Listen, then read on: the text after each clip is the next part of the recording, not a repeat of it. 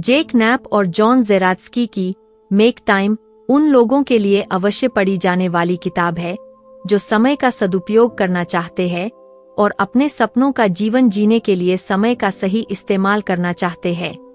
दोस्तों, जो productivity experts है द्वारा बताए गए रणनीतियां आपको वास्तविक अर्थों में समय बनाने की शक्ति देती है और आपके पास अपने लक्ष्यों को प्राप्त करने के लिए अतिरिक्त समय होता है। अपना समय नियंत्रित करने के लिए इस ऑडियोबुक को जरूर सुनें। क्या आपने ये नोट किया है कि हमारे कुछ दोस्त हमेशा व्यस्त रहते हैं?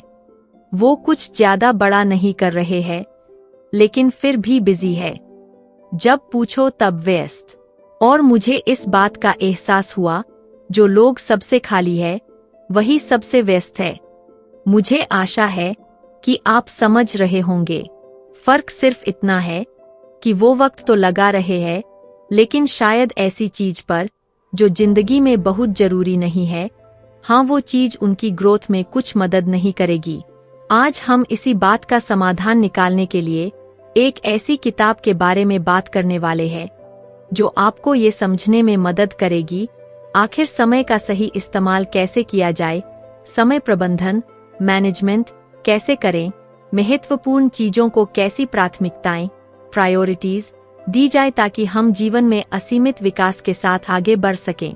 हमारे पास उन सभी कामों को पूरा करने के लिए 24 घंटे बहुत होते हैं जिसे हमें पूरा करने की जरूरत है। ऑथर जेक नैप और जॉन ज़ेरात्स्की की बताई गई स्ट्रैटेजी के साथ आप हर दिन ज्यादा इंस्पायर्ड महसूस करेंगे। किताब से आपको पता चलेगा कि कैसे आप टाइम बर्बाद करने वाली चीजों से दूर रहकर पूरे फोकस और एनर्जी के साथ अपना काम पूरा कर सकते हैं। मेक टाइम किताब आपको अपने रोज के कामों में छोटे बदलावों के साथ आपकी जिंदगी में एक्चुअल में जो मायने रखता है उसको करने के लिए समय निकालने में मदद करेगी। अगर आप अपने समय पर कंट्रोल रखना चाहते हैं, डिस्ट्रैक्शन से छुटकारा पाना चाहते हैं, अपने काम पर ज्यादा ध्यान लगाना चाहते हैं और अपनी जिंदगी की क्वालिटी में सुधार करना चाहते हैं, तो मेक टाइम किताब आपका गाइडेंस कर सकती है। इस किताब में कुछ इम्पोर्टेंट थॉट्स बताए गए हैं जिनसे आप अपने टाइम को कंट्रोल करके उसका इस्तेमाल सही जगह कर सकेंगे। डिस्ट्रैक्शंस को हराने का सबसे अच्छा तरीका है कि आप उन पर रिएक्ट करना कम कर दे या हो सके तो ध्यान देना ही बंद कर दे। रुकना सीखो। अपनी एनर्जी का सही इस्तेमाल करे। हर पार्टी गेट टुगेदर या ज्यादा एक्टिविटीज में जाने से अपने आप को रोके। हर दिन एक हाईलाइट चुनें और इसे प्रायोरिटी के साथ अपनाएं। आप जिस तरह से टेक्नोलॉजी का इस्तेमाल करते हैं उसे इतना न इस्तेमाल करें कि वो टेक्नोलॉजी आपकी जिंदगी को कंट्रोल करने लगे।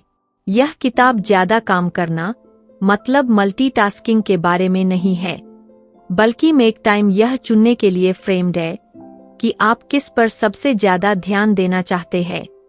इस किताब में 4 स्टेप्स का एक फ्रेमवर्क दिया गया है जिसे फॉलो करके हम अपने समय से वो हासिल कर सकते हैं जो हम चाहते हैं। पहला स्टेप सिर्फ एक हाईलाइट चुनना है। इसके बाद आपने जिस हाईलाइट को चुना है उस पर आपको पूरा ध्यान देना है। तीसरा स्टेप उस एनर्जी के बारे में है जिसे आप दिन भर में जमा करेंगे और अपना टाइम और ध्यान कंट्रोल में रखेंगे। चौथा और आखिरी स्टेप, आपने अपने पूरे दिन में क्या किया है इस पर आपको करना है। तो चलिए फिर चारों स्टेप्स को एक एक करके डिटेल में समझते हैं। स्टेप 1, पहला एलिमेंट हाईलाइट। टाइम मैनेजमेंट के लिए सबसे पहले आपको सोचना और समझना चाहिए कि आपको ज्यादा टाइम क्यों चाहिए। हर दिन आपको एक एक्टिविटी चुननी चाहिए और उसे प्रायोरिटी देनी चाहिए। यह कुछ ऐसा हो सकता है जो आपको करने की जरूरत नहीं है, लेकिन आप इसे पूरा होते हुए देखना जरूर चाहेंगे। आप अपने दिन में कौन सी एक्टिविटी, पल या अवेलेबिलिटी चाहते हैं, उनको पहचानना ही हाईलाइट है। हाईलाइट को 3 तरह से पहचाना जा सकता है। सबसे जरूरी, आज आपको सबसे जरूरी काम क्या करना चाहिए। सेटिस्फैक्शन, दिन के खत्म होने पर कौन सा ऑप्शन आपको ज्यादा सेटिस्फाइड करेगा। जॉय, जब आप आज के बारे में सोचते हैं तो आपको उससे क्या खुशी मिलेगी? नॉर्मली दिन के हाइलाइट को करने में 1 घंटे से लेकर 1.5 घंटे तक का समय लगना चाहिए। अब आपको अपनी हाइलाइट्स को चुनना शुरू करना होगा। इसके लिए कुछ तरीके बताए हैं जो आपकी हाइलाइट को पहचानने और चुनने में मदद करेगी। उस एक्टिविटी को लिखना शुरू करें जो आप करना चाहते हैं। हर दिन एक अलग हाइलाइट का यूज करना जरूरी नहीं है, आप इसे रिपीट भी कर सकते हैं। आप उन चीजों की लिस्ट बना सकते हैं जिन्हें आप अपनी जिंदगी में इम्पोर्टेंट मानते हैं। आप सबसे इम्पोर्टेंट चीजों को चुन सकते हैं, उन्हें लिख सकते हैं और अपनी हाइलाइट चुनने के लिए लिस्ट का इस्तेमाल कर सकते हैं। आप दिन के बीच में अपने टाइम को सही तरीके से इस्तेमाल करने के लिए अपनी सभी बड़ी चीजों को एक ही हाइलाइट में एक साथ रख सकते हैं। आप उन चीजों की एक लिस्ट बना सकते हैं जिन चीजों को आप किसी भी दिन कर सकते हैं। आप लगातार 5 दिनों तक वही हाइलाइट कर सकते हैं जिसे हर दिन के स्टेप्स में बांटा जा सकता है। अब आपको अपनी हाइलाइट के लिए टाइम निकालना सीखना होगा। इसके लिए कुछ तरीके बताए हैं जिनकी मदद से आप अपनी हाइलाइट के लिए टाइम निकाल सकेंगे। हाइलाइट के लिए समय निकालने के लिए कैलेंडर में एक इवेंट जोड़कर शुरू करें, क्योंकि आप सिर्फ एक तारीख देकर एक कमिटमेंट बना रहे होंगे। अपने कैलेंडर में दिए खाली जगह में कुछ भी मार्क न करें ताकि उस खाली जगह का इस्तेमाल आप अपनी हाइलाइट डालने के लिए कर सके। अगर आपको लगता है कि आपके कैलेंडर में जगह नहीं है तो उसे खाली करके समय निकालने की कोशिश करें। एग्जाम्पल के लिए, आप अपनी मीटिंग्स या किसी काम को करने में लगने वाले वक्त को कम करके ऐसा कर सकते हैं। अगर आपको सच में सफिशिएंट समय नहीं मिल पाता है तो अपने आप से पूछें कि क्या कैंसिल किया जा सकता है। कम प्रायोरिटी वाली एक्टिविटीज के लिए कमिटेड न हों। जब आप कुछ नहीं करना चाहते हैं तो ना कहना सीखें। जबरदस्ती हर काम को न करें।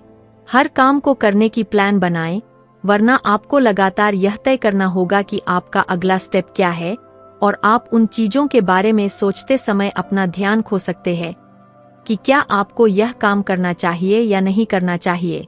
अगर आप दिन के बीच में समय नहीं निकाल सकते हैं तो आप अपनी हाइलाइट को सुबह जल्दी भी कर सकते हैं। लेकिन अगर आप अपने आप को एक देर सोने वाले इंसान मानते हैं तो अपनी रात का कुछ समय अपनी हाइलाइट के लिए दे। आपको जानना होगा कि आपको कब रुकना है। लोगों को उनके हर रोज के काम को खत्म करने से हफ्ते में समय को बढ़ाने में मदद मिलती है। हाइलाइट को बनाने से आप अपने सभी जरूरी या उन कामों को पूरा कर सकते हैं जो आप करना चाहते हैं और जिन कामों को पूरा करके आपको खुशी मिलेगी।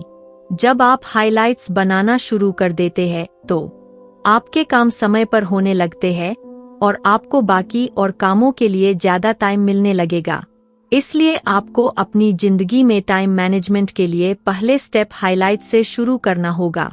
Step 2. दूसरा एलिमेंट, फोकस।